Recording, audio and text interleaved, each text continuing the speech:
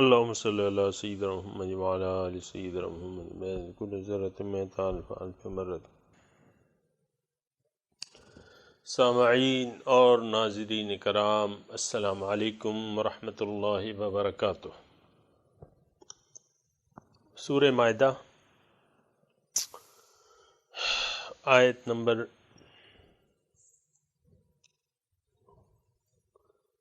3۔ اعوذ باللہ من الشیطان الرجیم، بسم اللہ الرحمن الرحیم۔ حرمت علیکم المیتۃ والدم ولحم الخنزیر وما اہل لغیر اللہ بہ والمنخنقۃ والموقوذۃ والمتردیۃ والنطیحۃ وما اکل السبع الا ما زکیتم وما ذبح علی النصب وان تستقسموا بالازلام ذالکم فسق۔ اليوم یئس الذین کفروا من دینکم فلا تخشوهم واخشونی اليوم اکملت لکم دینکم واتممت علیکم نعمتی ورضیت لکم الاسلام دینا فمن اضطر فی مخمصة غیر متجانف لإثم فإن اللہ غفور رحیم۔ یسألونک ماذا احل لهم قل احل لکم الطیبات وما علمتم من الجوارح مکلبین تعلمونہن مما علمکم اللہ فکلوا مما امسکن علیکم واذکروا اسم اللہ علیہ اتقوا اللہ ان اللہ سریع الحساب۔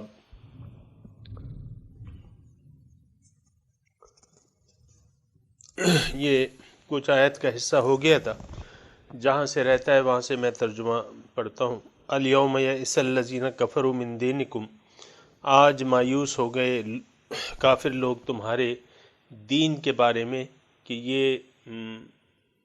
یہ ختم ہو جائے گا۔ فلا تخشوہم، تو تم اب ان سے نہ ڈرو۔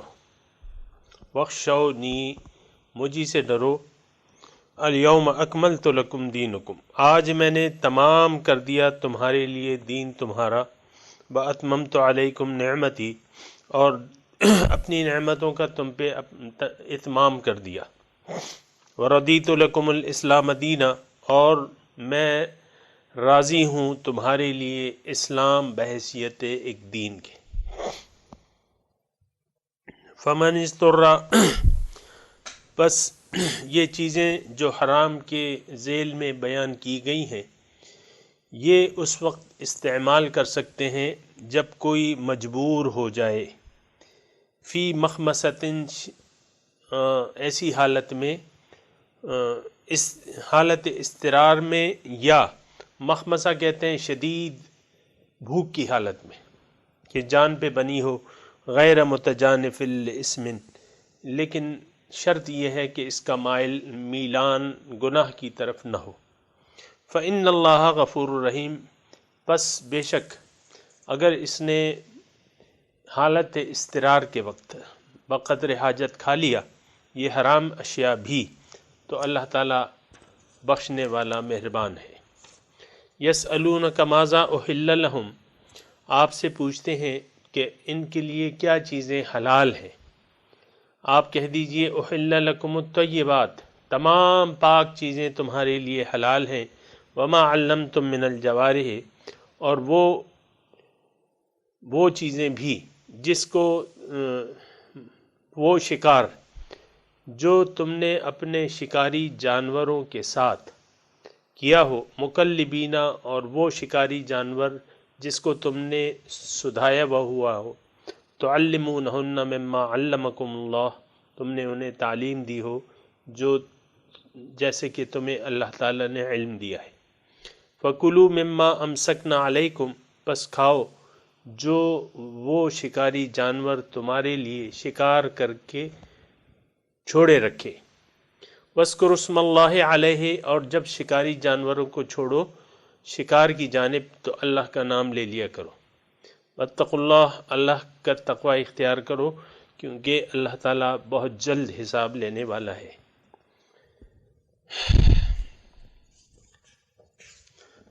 سامعین کرام، آپ کو میں نے بتایا تھا کہ سورہ مائدہ میں معاشرتی مضامین ہیں اور مختلف جہتوں سے اس پہ بحث ہو رہی ہے اور دین کی تکمیل ہو رہی ہے، جیسے کہ آج اللہ تعالیٰ ارشاد فرما رہے ہیں۔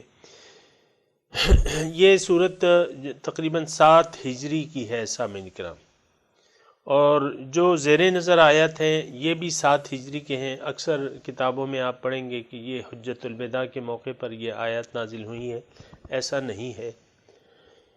یہ الیوم اکملت لکم دینکم واتممت علیکم نعمتی وردیت لکم الاسلام دینا۔ بعض کتابوں میں آپ پڑھیں گے کہ یہ اس کا نزول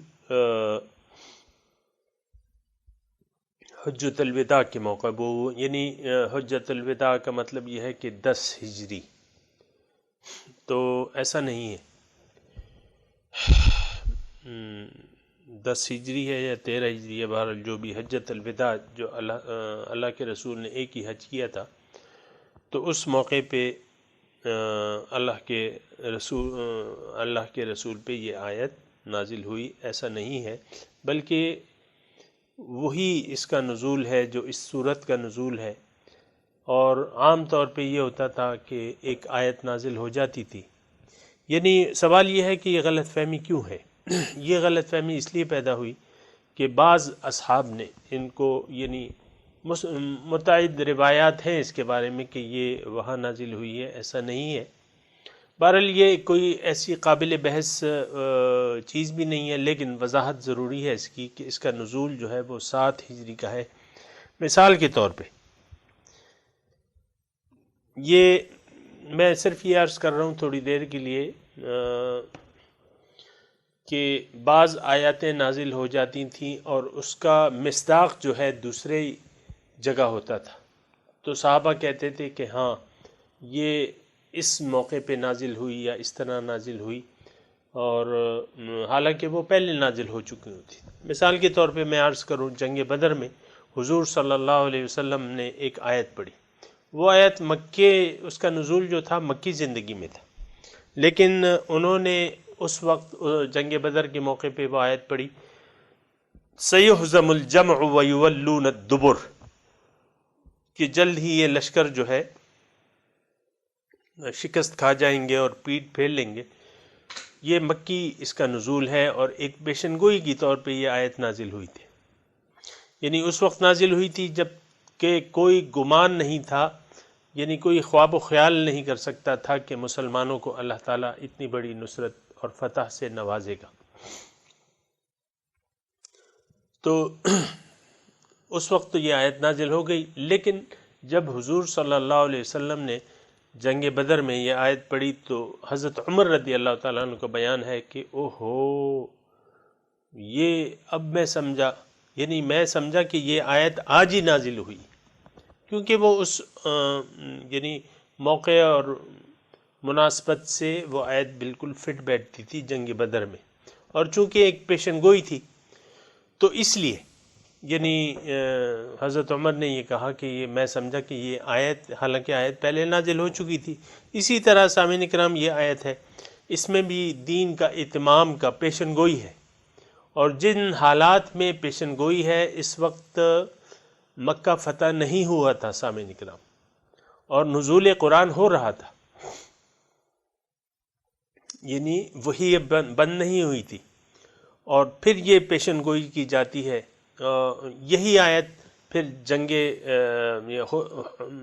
حجۃ الوداع کے موقع پر یعنی لوگ یہ سمجھتے ہیں کہ کیونکہ اس وقت جو ہے ایک مکمل حضور صلی اللہ علیہ وسلم نے پالیسی خطبہ دے دیا تھا، تمام چیزیں مسلمانوں کو بتا دی تھی، تو تھوڑی سی اس میں غلط فہمی ہے، اس میں اتنے بحث پڑھنے کی ضرورت بھی نہیں ہے کہ کب نازل ہوئی ہے۔ بہرحال بہت اہم آیت ہے، اور اس میں الیوم یئس الذین کفروا من دینکم، یعنی یہ آیت آپ دیکھیں کہ 7 ہجری کی ہے، 7 ہجری کی یہ آیت ہے، اور 7 ہجری کا مطلب یہ ہے کہ صلح حدیبیہ ہو چکی تھی اور فتح مکہ ابھی نہیں ہوئی تھی، لیکن فتح مکہ کے اسباب برابر ہو چکے تھے، اور یہ انا فتحنا لک فتحا مبینا، اللہ تعالیٰ نے یعنی صلح حدیبیہ کے بعد سورہ فتح جو نازل کی تو اس میں یہ اللہ تعالیٰ نے ارشاد فرمایا کہ میں نے تمہیں اے محمد صلی اللہ علیہ وسلم بہت بڑی فتح دے دی ہے۔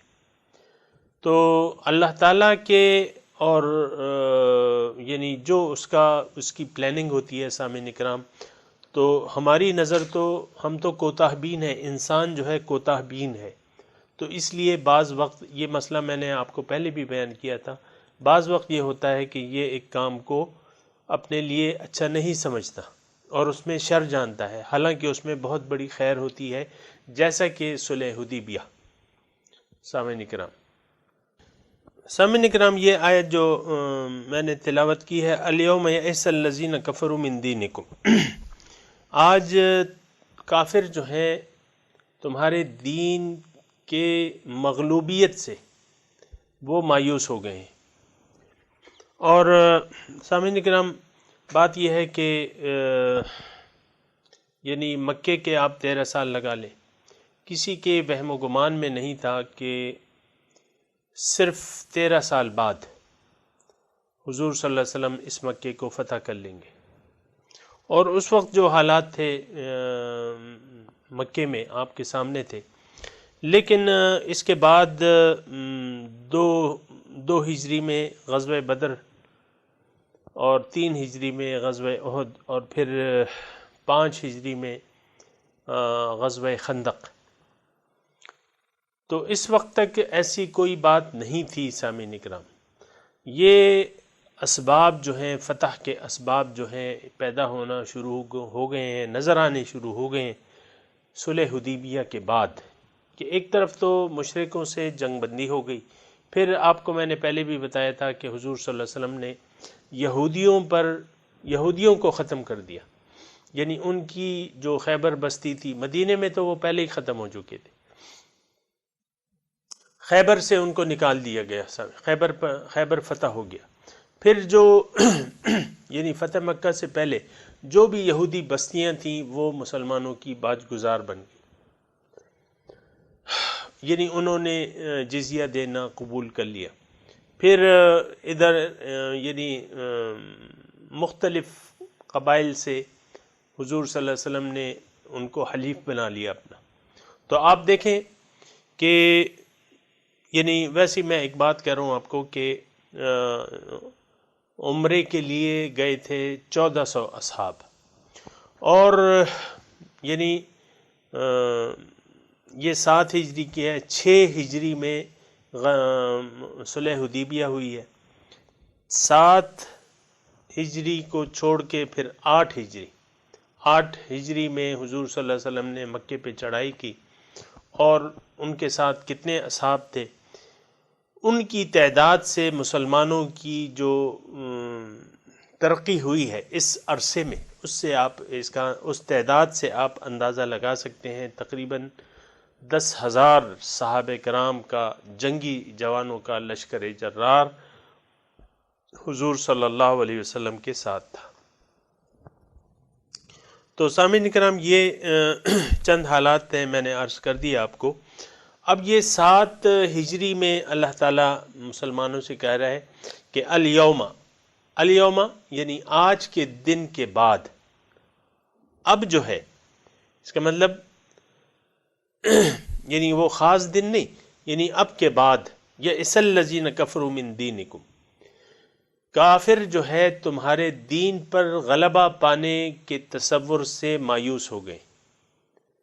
اب انہوں نے جیسے کہ صلح حدیبیہ میں مسلمانوں کو انہوں نے ایک طاقت تسلیم کر لیا، ان سے معاہدہ کر لیا، مذاکرات کیے اور ان سے ایک معاہدہ کر لیا اور مختلف شرائط کے تحت، تو یہ مسلمانوں کی ایک بڑی کامیابی تھی۔ صلح حدیبیہ جو تھی ایک بڑی کامیابی تھی، اس میں مسلمانوں کے وجود کو تسلیم کر لیا گیا، پھر ان سے معاہدہ کیا گیا مختلف شقوں کے تحت۔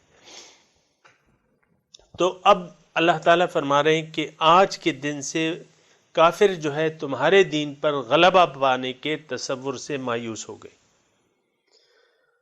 اور دوسری بات یہ ہے کہ اچھا مایوس ہو گئے، فلا تخشوہم واخشونی، اب اے مسلمانوں تم ان سے قطعی نہیں ڈرنا، فلا تخشوہم، ان سے نہ ڈرنا، یعنی اب تک تو خوف کے حالات تھے۔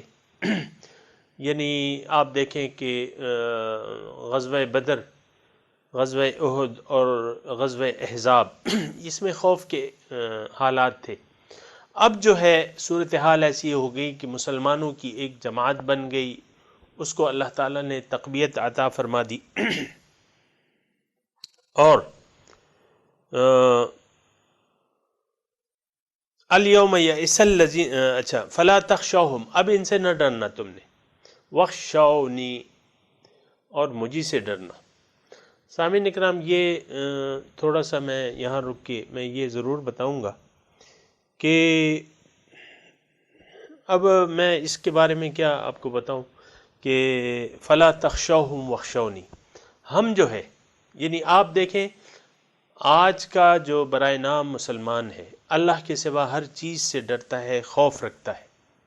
غربت کا اسے خوف ہے، دیگر لوگوں کا خوف ہے کہ اس پر چڑھ دوڑیں گے یا اس کو مغلوب کر لیں گے، یعنی ہر شخص جو ہے اپنے حالات کے مطابق ایک خوف میں مبتلا ہے۔ بات یہ ہے کہ آج کا مسلمان تو آپ کو میں نے بتایا برائے نام مسلمان ہے، پیدائشی مسلمان ہے، اس نے نہ دین کو سمجھا ہے، نہ کلمے کے مطلب کو سمجھا ہے، نہ اپنی زندگی کے مقصد کا تعین کیا ہے۔ تو اسی لیے یعنی یہ جو ہے یعنی اس کا حال تو بہت برا ہے، آج کے مسلمان کا حال جو ہے بہت برا ہے سامعین اکرام، اور اس کی وجہ یہ ہے کہ اس کی زندگی جو ہے ساری زندگی یہ غفلت میں گزار رہا ہے۔ الہاکم التکاثر حتی زرتم المقابر، اس آیت کا مصداق ہے۔ پھر 17ویں پارے کی سورہ انبیاء، اقترب للناس حسابهم وهم فی غفلۃ معرضون لاہیۃ قلوبهم واسروا النجوى،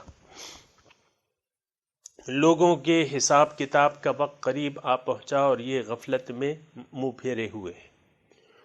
تو سامعین کرام، آج کا تو آپ کو میں نے بتایا آج کا مسلمان جو ہے جس معاشرے میں اور آپ رہ رہے ہیں اور اپنی زندگی گزار رہے ہیں، یہ لوگ جو ہے اپنی اللہ سے غافل ہیں، اپنے زندگی کے مقصد سے غافل ہیں، اپنے قرآن سے غافل ہیں، اپنے رسول کی شان کو انہوں نے نہیں پہچانا ہے۔ تو اب یہ ہے کہ فلا تخشوہم، یہ مومنوں سے کہا جا رہا ہے، اب تم نے باطل قوتوں سے ڈرنا نہیں ہے، واخشونی، اب مجھی سے تم نے ڈرنا ہے۔ تو یہ ایک جو ہے کہ اللہ آپ کے دل میں، مومن وہ ہے جس کے دل میں اللہ کے سوا کسی کا خوف نہ ہو، سامعین کرام کسی سے نہ ڈرتا ہو۔ اگر اللہ سے کسی نے ڈر یعنی اللہ کی خشیت اس کے دل میں آ گئی، تو اب یہ ہے کہ اس کا نتیجہ یہ ہوگا سامعین اکرام کہ یہ اب کسی سے نہیں ڈرے گا زندگی میں۔ لیکن اگر اللہ کا خوف اس کے دل میں نہ رہا تو پھر باطل قوتوں کے خوف اس کے دل میں لازماً ہوں گے سامعین اکرام، یہ نوٹ کر لے بات، یہ ایک اصولی بات ہے۔ ایک اللہ کے سامنے اگر آپ نے سجدہ کر لیا تو دیگر مخلوقات سے اللہ تعالیٰ آپ کو بے نیاز کر دے گا، اس کے سامنے سجدہ کرنے کی کوئی ضرورت نہیں ہے۔ لیکن اگر ایک اللہ کے سامنے آپ نے سجدہ نہ کیا، ماتھا نہ ٹیکا، تو آپ دیگر تمام مخلوقات کے سامنے سجدے کرنے پر مجبور ہو جائیں گے سامعین کرام۔ تبھی تو وہ شاعر نے کہا ہے نا کہ یہ ایک سجدہ جو تجھے گراں گزرتا ہے، 1000 سجدوں سے دیتا ہے آدمی کو نجات۔ تو یہ فلا تخشوہم واخشونی کے بارے میں نے تھوڑی سی آپ سے بات کی ہے۔ دوسرا، اب یہ جو آیت آ رہی ہے الیوم اکملت لکم دینکم واتممت علیکم نعمتی وردیت لکم الاسلام دینا، الیوم اکملت لکم دینکم واتممت علیکم نعمتی کا مطلب یہ ہے کہ آج میں نے اپنا دین جو ہے، تمہارا دین تمہارے لیے مکمل کر دیا۔ اکملت لکم دینکم، دین تمہارا جو ہے وہ میں نے مکمل کر دیا اور اپنی نعمتیں تم پر تمام کر دیں، اور اپنا بطور دین جو ہے اسلام کو تمہارے لیے بطور دین کے میں راضی ہوں۔ رَضِيتُ لَكُمُ الْإِسْلَامَ دِينًا، یہ سارا جملہ جو ہے اس کا ایک مدعا ہے، ایک تو اس میں بات یہ ہے کہ اللہ تعالیٰ اپنی نعمت کا مسلمانوں پر اظہار کر رہے ہیں کہ اسلام جیسی نعمت، دین اسلام جیسی نعمت سے میں نے تمہیں سرفراز فرمایا، اور آج کے دن سے میں نے اس کو مکمل کر دیا۔ اب تمہیں دیگر ادیان کی ضرورت نہیں ہے، صرف دین اسلام ہی تمہارا دین ہوگا، اور دیگر کسی بھی طریقے پر چلنے کی تمہیں ضرورت نہیں ہوگی۔ سامعین اکرام، یہاں تھوڑا سا میں ٹھہر کے آپ کو دین کے بارے میں بتاؤں، کیونکہ آج کا معاشرہ جو ہے وہ دین کے بارے میں تھوڑی سی غلط فہمی کا شکار ہے، اور صرف دین کے بارے میں نہیں، تقریباً بہت ساری چیزوں کے بارے میں سامعین اکرام ہم لوگ جو ہیں غلط فہمی کا شکار ہیں، اور اس کو اس طریقے سے نہیں سمجھتے جس طریقے سے وہ ہیں۔ تو اس میں سے ایک بہت بڑا ایشو جو ہے وہ دین اسلام کا ہے۔ ایک تو یہ ہے سامعین اکرام کہ ہم دین کی اہمیت سے واقف نہیں ہیں، اس کی ضرورت سے واقف نہیں ہے، اس کے مقصد سے واقف نہیں ہے، اس کے معنی سے واقف نہیں ہے۔ میں تھوڑی سی نشست میں کوشش کروں گا کہ دین کیا چیز ہے، تھوڑا سا میں آپ کو اس پر اظہار کروں گا کہ دین ہے کیا چیز۔ دوسری بات یہ میں کوشش کروں گا کہ یہ بھی آپ کو بتا دوں کہ دین کی ضرورت کیا ہے۔ یہ دو چیزیں جو ہمیں پتہ چل جائیں گی سامعین اکرام، پھر ہو سکتا ہے کچھ ہمارے کام میں آسانیاں پیدا ہو جائیں۔ ہم نے جو دین کو چھوڑا ہوا ہے، دین اسلام کو عملاً ہم نے ترک کیا ہوا ہے، اور ایک تو اس کی ضرورت نہیں سمجھتے، اور دوسرے اس کا فائدہ ہمیں نہیں معلوم۔ وہ آخرت کی جو بات ہے، جنت وغیرہ، وہ تو ہم کہتے ہیں جب ہوگی تو دیکھی جائے گی، اس وقت تو یہ دنیا ہے، اس سے نمٹ لو اور اس سے فائدہ اٹھا لو۔ تو یہ دو چیزیں جو ہیں سامعین اکرام میں بیان کروں گا۔ اگر کوئی خاتون جو ہیں اس درس کو سنتے ہوئے ہانڈی پکا رہی ہیں، تو وہ یا تو اس درس کو بند کر دیں یا ہانڈی پکانا بند کر دیں، اور تھوڑی سی توجہ سے سنیں، کیونکہ یہ بہت اہم بات ہے جو ہونے جا رہی ہے۔ ایک تو یہ ہے کہ دین کیا چیز ہے۔ قبل اس کے کہ دین کیا چیز ہے، میں یہ بیان کرنا چاہتا ہوں کہ ہم دین کس کو سمجھتے ہیں۔ ہم دین چند رسومات کا نام، یعنی چند رسومات کا نام جو ہے، یا چند عبادات کا نام ہم نے دین رکھ دیا ہے۔ مثال کے طور پہ نماز، روزہ، حج، زکوٰۃ، کلمہ، نماز، روزہ، حج، زکوٰۃ، 5 بنا جسے ہم کہتے ہیں یہی دین ہے، بس اس کے بعد کچھ نہیں ہے۔ اور سمجھتے یہ ہیں کہ یعنی آپ نماز اپنے ٹائم پہ نماز پڑھ لیں، اپنے ٹائم پہ زکوٰۃ دے دیں یا روزہ رکھ لیں اور حج کر لیں، بس یہ کافی ہے، باقی جس طرح مرضی آئے زندگی گزاریں۔ یعنی میں جس معاشرے میں میں رہتا ہوں، تو اس سے میں نے یہ اندازہ لگایا کہ لوگ دین اسی کو سمجھتے ہیں، یا چند ظاہری کاموں کو دین سمجھ بیٹھے ہیں۔ مثال کے طور پہ کسی نے داڑھی چھوڑ دی ہے اور جو ہے وہ پگڑی باندھ لی ہے، مثال کے طور پہ داڑھی چھوڑ دی، پگڑی باندھ لی، تو وہ یا نماز پنجگانہ کا عادی ہو گیا، ہم کہتے ہیں یہ شخص بڑا دیندار ہے۔ ایسا نہیں ہے۔ یعنی دین صرف اس کا نام نہیں ہے، میں آپ کو عرض کر رہا ہوں، دین ایک اور چیز ہے، میں آپ کو اس کی بتاتا ہوں۔ اصل میں دین ہے کیا چیز؟ دین یہ ہے کہ آپ اپنی خواہشات کو اللہ کی رضا کے تابع کر دیں۔ قبل اس کے میں مزید آگے بڑھوں، میں یہ بتانا چاہتا ہوں کہ دین ہے کیا چیز، اس کی ضرورت کیا ہے؟ دین جو ہے زندگی گزارنے کا نام ہے کہ آپ زندگی کس طریقے سے گزاریں گے، یعنی تمام زندگی کے جو کام ہے وہ اللہ کی رضا سے انجام دینا، اس کا نام کیا ہے؟ دین ہے۔ یعنی تمام کام میں اب تمام کام آ گئے سامعین اکرام، اس میں کوئی کام بھی اس سے یعنی دین سے باہر نہیں ہے۔ ہم چل رہے ہیں، پھر رہے ہیں، کاروبار کر رہے ہیں اور تعلیم حاصل کر رہے ہیں، شادی کر رہے ہیں، بچے پیدا کر رہے ہیں، بیوی کے ساتھ سلوک ہے، ماں باپ کے ساتھ سلوک ہے، معاملات کر رہے ہیں سامعین اکرام، اولاد کے ساتھ، پھر کاروبار، یعنی مختلف، کوئی نوکری کر رہا ہے، کوئی کاروبار کر رہا ہے، کوئی کیا کر رہا ہے۔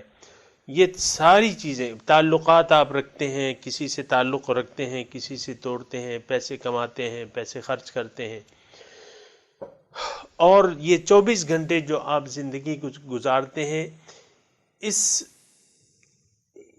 تمام 24 گھنٹوں کو اللہ کی رضا کے مطابق، اللہ کے لیے اور اللہ کی رضا کے مطابق گزارنا، اس کا نام کیا ہے؟ دین ہے۔ صرف کلمہ پڑھ لینے کا، یا صرف نماز، یا صرف روزہ، یا صرف زکوٰۃ، اس کا نام داڑھی نہیں ہے۔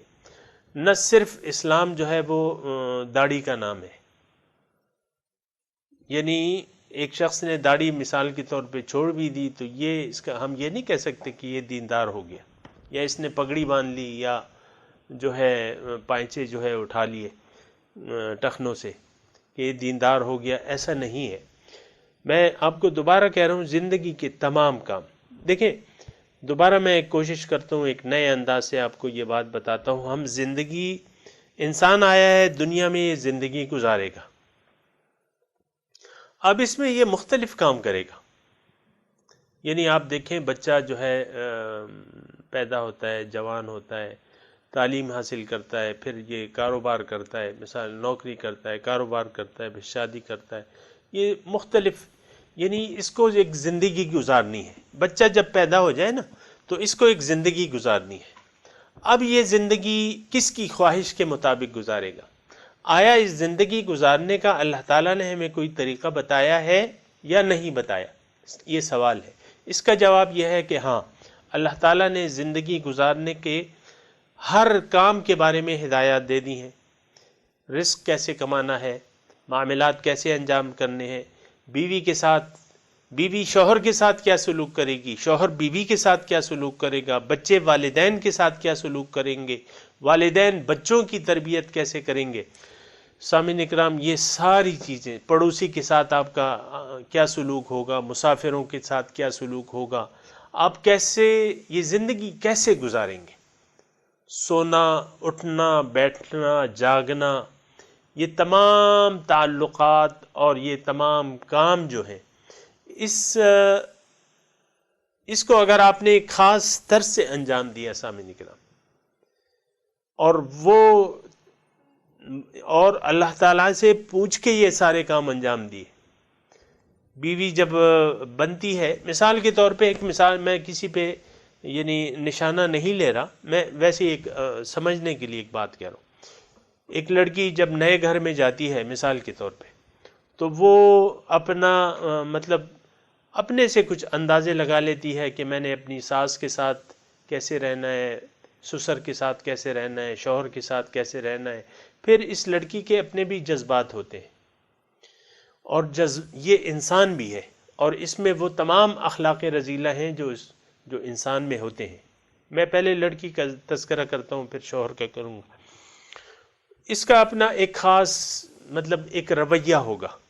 اب اس میں یعنی آج کل کی جو لڑکیاں ہیں ان کی میں بات کر رہا ہوں، یہ لوگ اپنی مرضی سے شوہر کے ساتھ بھی سلوک کریں گی، ساس کے ساتھ بھی، سسر کے ساتھ بھی اپنی مرضی سے سلوک کریں گے، اسلام سے نہیں پوچھیں گی۔ حالانکہ اسلام میں تمام یہ حدود و قیود، شوہر کے ساتھ آپ نے بات کیسی کرنی ہے، اس کے ساتھ معاملات، بیوی نے کیسے معاملات کرنے ہیں، اور کن چیزوں میں اس کی اطاعت کرنی ہے، کن چیزوں میں نہیں کرنی، یہ سارا کچھ جو ہے اسلام نے اس کی ہمیں ہدایات دے دی ہیں۔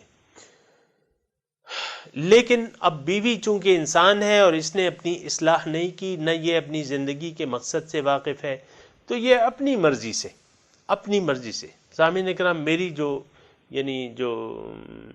جس معاشرے میں میں رہتا ہوں تو ظاہر ہے کیا بیویاں اور کیا شوہر، کیا ساس اور کیا سسر، کیا والدین اور کیا اولاد، تمام لوگ اپنی مرضی سے یہ تمام طے کر رہے ہیں جو کہ ایسا نہیں کرنا چاہیے. یہ لوگ دین کا خیال نہیں رکھ رہے. یعنی ہم جو زندگی، سچی بات یہ ہے سامعین اکرام، ہم جو زندگی گزار رہے ہیں اس میں ہم دین اسلام کے مطابق زندگی، نہ تو اسلام سے پوچھ کے کچھ کام کر رہے ہیں اور نہ اسلام سے ہدایت لے کے کر رہے ہیں. اپنی مرضی سے یہ زندگی، کیا شوہر اور کیا بیویاں اپنی مرضی سے زندگی گزار رہی ہیں. تو بات یہ ہے کہ ایسا نہیں ہونا چاہیے. کیسا ہونا چاہیے کہ ہر معاملے میں اللہ تعالیٰ کی رضا معلوم کر کے اس کے مطابق زندگی گزارنی چاہیے. اب سوال یہ ہے کہ ایسا کیوں ہے کہ ہم دین سے بے بہرا ہے. نمبر ایک، ہمیں نہیں معلوم کہ دین کی ہدایات کیا ہے. کیوں کہ ہم نے اس کے لیے کوشش نہیں کی. دین کی حدود و قیود ہمیں نہیں معلوم. پردہ ہے، آپ دیکھیں پردے کے متعلق مختلف جو خواتین ہیں ان کے مختلف آراء ہیں. اچھا، پھر پردے کا اتنا اہتمام بھی نہیں ہے. مثال کے طور پہ پردے کا آپ دیکھیں، خواتین کی میں بات کر رہا ہوں تو، لیکن یہ تو میں صرف خواتین کو نشانہ نہیں بنا رہا، ویسے کیا مرد اور کیا خواتین سارے جو ہے ایک ہی شیطان ایک ہی لاٹھی سے ان کو ہانک رہا ہے. مثال کے طور پہ میں حجاب کی بات کرتا ہوں. بعض خواتین بالوں کے پردے کو اہمیت نہیں دیتی. اب یہ دیکھیں، جتنا آپ ایڈوانس جائیں گے، یورپی معاشرے میں جائیں گے، وہاں خواتین کے آپ کو جو سائز جو ہے لباس کا مختصر سے مختصر ہوتا چلا جاتا ہے اور وہاں یہ عیب نہیں سمجھا جاتا. یہاں بھی ہم اپنی مرضی سے، اب وہ خواتین بھی، اب وہاں بعض خواتین کو آپ دیکھ لیں، یا بعض سوسائٹیاں ایسی ہیں یا بعض کلب ایسے ہیں کہ وہاں آپ جب انٹر ہوں گے تو آپ کو اپنے کپڑے اتار کے اندر جانے ہوں گے. میں اس بارے میں کوئی رائے زنی نہیں کرتا، میں صرف اس وقت حجاب کی بات کر رہا ہوں اور بالوں کی حجاب کی بات کر رہا ہوں. یہاں یہ ٹرینڈ ہے اکثر خواتین میں کہ بالوں کو یعنی اس حجاب سمجھا ہی نہیں جاتا اور نہ اس کی پابندی کے. میں آپ کو مثال دیتا ہوں، آپ ٹی وی چینل دیکھ لیں، کھول لیں ٹی وی چینل، تمام اسلامی چینل الا ماشاء اللہ چند ایک ہوں گے جنہوں نے سر پہ دوپٹہ، ہر اناؤنسر جو خاتون اناؤنسر ہے وہ دوپٹے سے آ رہی ہے. دوپٹہ ہے تو کندھے پہ ہے، بالوں پہ نہیں ہے. تو یہ خواتین اناؤنسر کی میں نہ ان کو ٹارگٹ کر رہا ہوں، میں تمام معاشرے کی بات کر رہا ہوں اور یہ کہنے کی کوشش کر رہا ہوں کہ دین کو ہم نے اپنی خواہشات کے تابع کر لیا ہے، نہ کہ ہم دین کے تابع ہیں.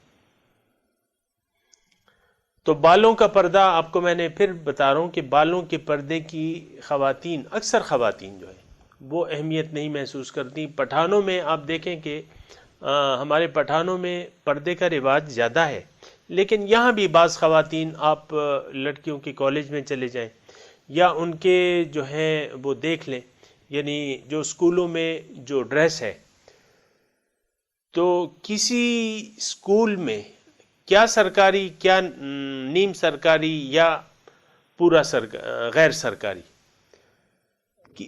یعنی میرے علم میں ایسی نہیں ہے کہ مکمل حجاب میں خاتون کلاس میں بیٹھے گی، ایسا نہیں ہے. بلکہ جو کالجز ہیں، گرلس کالجز ہیں، وہاں ساری لڑکیاں جو ہیں بال جو ہے کھلے، بالوں کو کھلا رکھنا ایک فیشن ہے. یہ ایک فیشن بن گیا ہے. تو اب دیکھیں، انہوں نے اپنی مرضی سے حدود کا تعین کر لیا ہے، عورتوں نے اپنی مرضی سے. اور کیا عورتیں اور کیا مرد، ہم سب لوگوں نے دین کو اپنی خواہشات کے تابع کر لیا ہے، نہ کہ ہم دین کے تابع ہیں. ان میں کوئی مرد جو ہے وہ علیحدہ مخلوق نہیں ہے یا وہ دین کے پابند نہیں ہے. انہوں نے بھی اسی طرح اپنی یعنی خواہشات کے مطابق کر لیا ہے اپنے دین کو. یہ دین کے تابع نہیں ہے، دین ان کی خواہشات کے تابع ہے. یہ بات میں آپ کو کرتا رہتا ہوں، لیکن میں اس وقت یہ بتانا چاہتا ہوں کہ دین کی ضرورت کیا ہے، دین کی اہمیت کیا ہے، دین کیوں اللہ تعالیٰ، یعنی یہ اللہ تعالیٰ نے، جب کہ انسان اپنی مرضی سے زندگی گزار سکتا تھا، اللہ تعالیٰ نے کیوں خواہ اس پہ پابندیاں عائد کر دی؟ یعنی جو معاشرتی احکامات ہیں اس کے علاوہ میں ذکر کر رہا ہوں، کیونکہ دین جو ہے وہ تو آپ کے 24 گھنٹوں پہ محیط ہے، اس میں ہر وقت تو میراث کے مسائل نہیں آتے، یا اور دیگر جو مسائل ہیں وہ تو ہر وقت نہیں آتے، آپ تو 24 گھنٹے، میں تو عرض کر رہا ہوں دین نام ہے 24 گھنٹے آپ نے اپنی اللہ تعالیٰ کی رضا کے مطابق گزارنے ہیں۔ اب کیوں آخر اللہ تعالیٰ نے انسان کو ایک دین، مکمل دین دے دیا ہے جس میں ہر چیز کے بارے میں ہدایت موجود ہے، ہر چیز کے بارے میں ہدایت موجود ہے؟ ایک یہودی تھا، اس نے بطور استہزاء حضور صلی اللہ علیہ وسلم کے زمانے میں بطور استہزاء مسلمان سے عرض کیا، یہ کہا کہ دیکھو تمہارے یہ کیسا رسول ہے کہ تمہیں استنجا یعنی پیشاب سکھانے کا عمل بتا رہا ہے؟ صحابی نے بطور فخر کہا کہ ہاں ہمارے رسول نے یہ تک ہمیں بتایا ہے۔ تو میں آپ کو کہہ رہا ہوں دین ہمارا مکمل ہے، اس میں کوئی چیز بھی ایسے نہیں ہے کہ اس میں کوئی دین کا کوئی ضابطہ ہو اور وہ ہمارے دین اسلام میں نہ ہو۔ ہر چیز کے بارے میں ہدایات، اصولی ہدایت موجود ہیں، تفصیلی ہدایت موجود ہیں۔ تو اس دین کی ضرورت کیا ہے، اس کا فائدہ کیا ہے؟ اصل میں ایک بات کا میں جواب دینا چاہتا ہوں، ہم لوگ دین پر عمل پیرا کیوں نہیں ہے، اس کی طرف متوجہ کیوں نہیں ہے، اور کیوں دین پر عمل نہیں کر رہے، یا اس کی ضرورت کیوں نہیں محسوس کر رہے؟ اصل میں بات یہ ہے سامعین اکرام کہ دین کی جو یعنی دین کا جو مقصد ہے وہ ہمارا مقصود نہیں ہے۔ تو واحد وجہ یہ ہے کہ ہم لوگ دین سے نالاں ہیں اور اس سے پھرے ہوئے ہیں، اپنے دین سے بے بہرہ ہیں، اور نہ دین پر مکمل عمل کرنا چاہتے ہیں، نہ دین میں پورے کے پورے، اسلام میں پورے کے پورے داخل ہونا بھی نہیں چاہتے۔ ہم چاہتے ہیں کہ کچھ کریں گے کچھ نہیں کریں گے، تو یہ بات نہیں ہے۔ تو اس کی وجہ دوبارہ میں آپ کو بتا رہا ہوں، اس کی واحد وجہ یہ ہے کہ اسلام، دین اسلام جس مقصد کے لیے ہے اس مقصد سے ہم بے بہرہ ہیں، اور اگر معلوم بھی ہے وہ مقصد، دین اسلام کا جو مقصود ہے اگر معلوم بھی ہے کسی کو، تو وہ اس کا مقصد زندگی نہیں ہے، اس کا مقصد زندگی دنیا ہے اور ما فیہا ہے۔ تو اسی لیے پھر جو ہے وہ یعنی اس کو دین اسلام کی، سامعین اکرام ایک قیمتی بات میں کر رہا ہوں، دین اسلام کی ضرورت اس کو ہوگی جو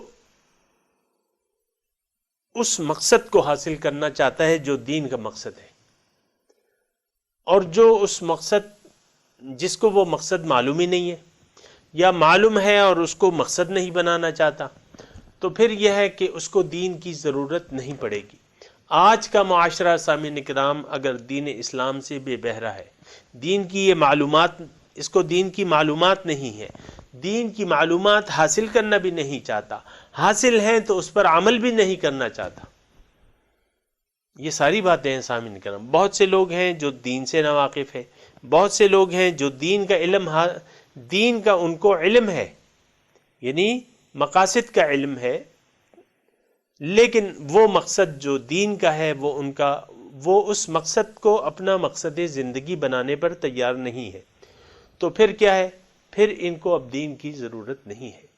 دین تو ایک خاص مقصد کے لیے ہے سامعین اکرام۔ اب سامعین اکرام مقصد کیا ہے؟ اس پہ ہم بات کر چکے ہیں کہ اللہ تعالیٰ نے انسان کو جو دنیا میں بھجوایا ہے، تو یہ سب سے پہلے تو اس کی حقیقت کو دیکھیں، انسان کی حقیقت ظاہر نہیں بلکہ باطن ہے، یعنی انسان جو نظر آ رہا ہے وہ انسان نہیں ہے، بلکہ اس کے اندر جو چیز ہے وہ اصل انسان ہے۔ تو اب معاملہ یہ ہوا کہ اللہ تعالیٰ نے روح کو جسم دیا ہے، ایک خاص مقصد حاصل کرنے کے لیے دنیا میں بھجوایا ہے، اور ایک خاص وقت اور اس کے لیے قوتیں دے کر اللہ تعالیٰ نے اس کو یہاں مہلت دی ہے۔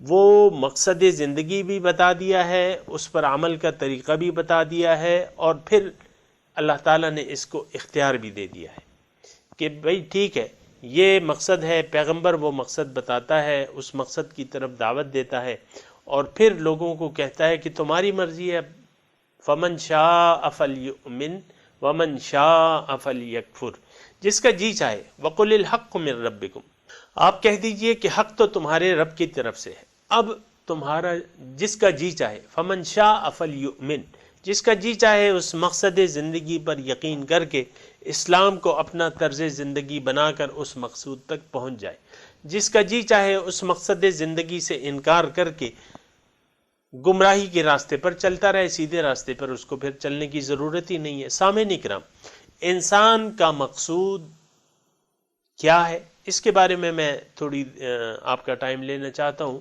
مقصد زندگی جو ہے کیا ہے؟ روح انسانی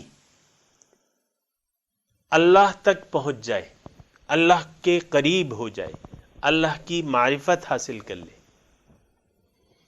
اللہ کے راستے پر چل کر اللہ تک پہنچ جائے، صراط مستقیم پر چل کر اللہ تک رسائی حاصل کر لے، یہ واحد مقصد ہے روح کو دنیا میں جسم دے کر بھجوانے کا، واحد مقصد ہے، اور یہ روح کو اللہ تعالیٰ نے اپنے لیے پیدا کیا ہے۔ وَاصْطَنَعْتُكَ لِنَفْسِي، میں نے تمہیں اپنے لیے پیدا کیا ہے۔ انسان کو اللہ تعالیٰ نے اپنے لیے بنایا ہے۔ سامعین کرام، اللہ تعالیٰ انسان سے محبت کرتا ہے، یہ محبت ہی تھی۔ سامعین کرام، یہ دنیا اس کے محبت کا اظہار ہے، انسان سے محبت کا اظہار ہے، یہ تخلیق اللہ تعالیٰ کی انسان سے محبت کا اظہار ہے۔ یہ وسائل، یہ تخلیقات، تمام زمین و آسمان کی پیدائش، یہ انسان اللہ تعالیٰ کی انسان سے محبت کا اظہار ہے۔ اللہ تعالیٰ نے بھرپور ایک دنیا پیدا کر کے انسان کو اس میں تمام نعمتیں مہیا کر کے، تمام وسائل زندگی مہیا کر کے انسان کو جسم دیا، پھر اس کی ایک تخلیق کا سلسلہ حضرت آدم علیہ السلام سے شروع کیا، اور پہلا انسان جو تھا، پہلا داعی تھا، اللہ تعالیٰ کی طرف بلانے والا تھا۔ حضرت آدم کو اللہ تعالیٰ نے نبوت دی اور ڈیوٹی لگائی کہ تم لوگوں کو میری طرف بھیجنا شروع کر دو، ان کو میرا مقصد زندگی بتاؤ، ان کو ان کا اپنا مقصد زندگی بتاؤ اور اس کا طریقہ بتاؤ۔ تمام پیغمبران کرام، سامعین کرام، داعی الی اللہ ہیں، اللہ تعالیٰ کی طرف دعوت دینے والے ہیں۔ حضور صلی اللہ علیہ وسلم سب سے بڑے داعی ہیں، خاتم الانبیاء، سب سے بڑے داعی ہیں۔ قل ھذہ سبیلی ادعو الی اللہ علی بصیرۃ انا ومن اتبعن، آپ کہہ دیجئے اے رسول صلی اللہ علیہ وسلم ان لوگوں سے، میرا تو مشن فقط صرف یہ ہے، ادعو الی اللہ، کہ میں لوگوں کو اللہ کی طرف دعوت دیتا ہوں کہ لوگو تمہارا مقصود تو ایک ہے، اللہ تمہارا مقصود واحد ہے، اللہ تمہارا محبوب واحد ہے، اسی سے محبت کرو، اسی کو چاہو اور اس کو مقصد بنا لو، اور مقصد بنا کے اس کے راستے پر چل پڑو، سیدھے راستے پر چل پڑو۔ وَأَنَّ هَذَا صِرَاطِي مُسْتَقِيمًا فَاتَّبِعُوهُ، اللہ تعالیٰ خود فرما رہا ہے قرآن میں، وَأَنَّ هَذَا صِرَاطِي، اور یہ راستہ جو ہے، سیدھا راستہ، یہ میرا راستہ ہے، مستقیماً، بالکل سیدھا ہے، فَاتَّبِعُوهُ، اسی پر چلو۔ وَعَلَى اللَّهِ قَصْدُ السَّبِيلِ وَمِنْهَا جَائِرٌ وَلَوْ شَاءَ لَهَدَاكُمْ أَجْمَعِينَ۔ اللہ سورہ نحل مطالعہ فرمائیے، اللہ تعالیٰ ارشاد فرماتا ہے کہ وَعَلَى اللَّهِ قَصْدُ السَّبِيلِ، اللہ تک جا پہنچتا ہے سیدھا راستہ، اور بعض راستے ٹیڑھے ہیں جو کہ اللہ تک نہیں پہنچتے، اور سیدھا راستہ جو ہے وَعَلَى اللَّهِ قَصْدُ السَّبِيلِ وَمِنْهَا جَائِرٌ، لیکن زبردستی نہیں ہے۔ اگر زبردستی کہتا تو وَلَوْ شَاءَ لَهَدَاكُمْ أَجْمَعِينَ، لیکن زبردستی اس کا مشیت نہیں ہے سامعین کرام۔ وَأَنَّ إِلَىٰ رَبِّكَ الْمُنْتَهَىٰ، اے انسان تمہاری انتہا جو ہے وہ تو تمہارا رب ہے۔ سامعین کرام، بہت سارے لوگ جو ہیں چونکہ سوچ اور تدبر اور تفکر نہیں ہے تو اس بارے میں تھوڑے سے غلط فہمی کا شکار ہو جاتے ہیں۔ اس بارے میں کوئی کنفیوژن نہیں ہے۔ رسول داعی الی اللہ ہے، اللہ کی طرف بلانے والا ہے، مخلوق کو اللہ سے واصل کرنے والا ہے۔ اور جن لوگوں نے والذین جاہدوا فینا لنہدینہم سبلنا وان اللہ لمع المحسنین، اور جن لوگوں نے جد و جہد کی میرے بارے میں، یقیناً ضرور بالضرور اس کو، ان لوگوں کو اپنی طرف آنے کے بہت سے راستے میں اس کو بتا دوں گا۔ اور کیوں نہ بتاؤں، میں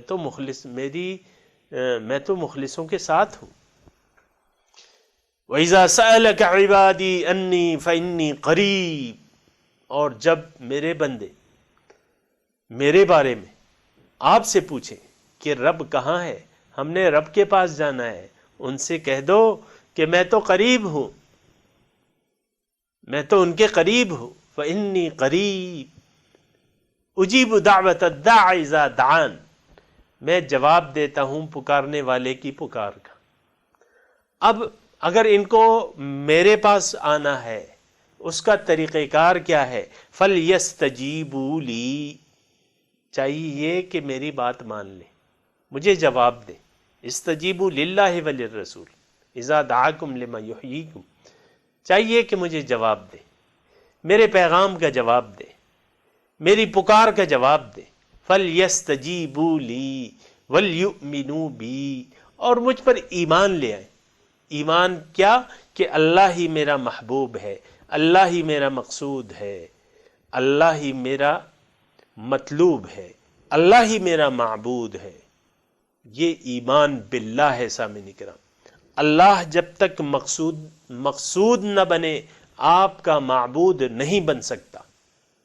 ہم لوگ جو اللہ کی بندگی کرنے پر راضی نہیں ہے، اس کی وجہ یہ ہے کہ وہ ہمارا مقصود نہیں ہے۔ مقصودوں کا معبودوں کا، حضرت علی فرماتے ہیں کہ تمہارا مقصد ہی تمہارا معبود ہے۔ تو یہ سامعین کرام آپ کو میں نے مقصود بتا دیا کہ اللہ تعالی ہمارا مقصود واحد ہے، لا مقصود الا اللہ، اللہ کے سوا کوئی مقصود نہیں ہے۔ اب یہاں ہم اگر کسی نے اپنے مقصود واحد، اپنے مقصد کو پہچان لیا، زندگی کے مقصد کو پہچان لیا اور اس پر ایمان لے آیا، اپنے مقصد پر ایمان لے آیا اور اس کے لیے ارادہ باندھ کے کوشش شروع کر دی، پیغمبر کی بات کو سنا، پیغمبر کی دعوت کو سنا، اس پر ایمان لے آیا، پھر پیغمبر کے راستے پر چلا۔ پیغمبر کا راستہ اللہ کا راستہ ہے۔ اللہ، بنیادی شرط یہ ہے کہ آپ نے اللہ کے راستے پر سفر شروع کرنا ہے۔ اللہ کے راستہ پیغمبر ہمیں بتاتا ہے، پیغمبر نے اس راستے پر چل کے بھی ہمیں بتایا ہے۔ تو اب یہ ہے کہ وَلَكُمْ فِي رَسُولِ اللَّهِ أُسْوَةٌ حَسَنَةٌ لِمَنْ كَانَ يَرْجُو اللَّهَ، اے اللہ تعالیٰ کے عاشقو، میری بات سنو، تمہارے لیے اللہ کے رسول کی زندگی میں عمل کے لیے ایک بہترین نمونہ ہے، اسوہ حسنہ موجود ہے۔ کس کے لیے؟ لمن کان یرجو اللہ، جو اللہ سے ملاقات کا امیدوار ہے، والیوم الآخر، اور روز آخرت کی کامیابی چاہتا ہے، وذکر اللہ کثیرا، اللہ تعالیٰ کو بہت بہت یاد کرنے والا ہے، بلانے والا نہیں ہے۔ ہم لوگوں نے تو بھلا دیا ہے سامعین کرام۔ تو یہ اب میں تھوڑا سا، میرے پاس تھوڑا سا وقت اب کم ہو رہا ہے، میں چاہتا ہوں کہ چند الفاظ میں یہ مضمون سمیٹنے کی کوشش کرتا ہوں۔ دین ایک نعمت ہے ان لوگوں کے لیے جو اللہ کے طالب ہیں، جن کا مقصود ذات باری تعالی ہے، جو اللہ کے قریب ہونا چاہتے ہیں، جو اللہ کا دیدار چاہتے ہیں، جو اللہ کی معرفت چاہتے ہیں۔ جو اللہ تعالیٰ کی رضا چاہتے ہیں ان کے لیے دین کی ضرورت ہے۔ سامعین اکرام، آج یہ موضوع جو ہے مشکل ہے اور مجھے مشکل نظر آ رہا ہے، کیونکہ اس میں بہت اہم نکات ہیں جو انشاءاللہ کل میں آپ کے سامنے بیان کروں گا۔ اور آج جتنی گفتگو میں نے کی ہے اس کا خلاصہ یہی ہے کہ ہم اگر دین سے دور ہیں تو اس کی وجہ کیا ہے، اور دوبارہ میں آپ کو بیان کرتا ہوں کہ دین سے دور اس لیے ہے کہ دین کا جو مقصد ہے، قرب الہی، معرفت الہی، دیدار الہی، رضا الہی، وہ ہمارا مقصد زندگی ہی نہیں ہے۔ کسی بھی آپ راہ چلتے ہوئے شخص کو پوچھ لیں کہ بھئی تمہارا مقصد زندگی کیا ہے، کوئی الا ماشاء اللہ، یعنی لاکھوں میں اگر کسی ایک نے یہ جواب دے دیا کہ اللہ میرا مقصود واحد ہے، وہی میرا محبوب ہے، میں اسی کو چاہتا ہوں، اسی کا دیوانہ ہوں، تو وہ شخص لاکھوں میں ایک ہوگا۔ ورنہ پہلے تو اس سوال پہ آپ سے لوگ پوچھیں گے کہ بھئی یہ کیا سوال ہو رہا ہے، اس کا ہم کیا جواب دیں؟ تو اللہ کی جو اللہ کو مقصود بنا لینا، مقصد زندگی بنا لینا، یہ بہت سعادت کی بات ہے، اور انسان کی اپنی سعادت ہے اس میں۔ اگر کوئی اللہ کو اپنا مقصود واحد نہیں بناتا اور دنیا کی طرف متوجہ ہو گیا اور دنیا کی رنگینیوں میں کھو کر رہ گیا، سامعین کرام، یہ شخص بڑا بدبخت انسان ہے، جو اپنے خالقی کو بھول گیا، جو اپنے مالکی کو بھول گیا، جو اپنے رب کو بھلا بیٹھا۔ ہو کتنا بدبخت انسان ہے جس نے اپنے رب کی ربوبیت سے انکار کر دیا۔ ہم تو عام طور پہ اللہ، ایسا نہیں ہے کہ کوئی یہ انکار کرتا ہے، لیکن شیطان کی، ہم لوگ سامعین اکرام برا نہ مانے، لیکن یہ ہے کہ عام ہم جو معاشرہ ہے وہ نفس کی بندگی میں مصروف ہے۔ نفس ان کا بہت بڑا خدا بن گیا ہے۔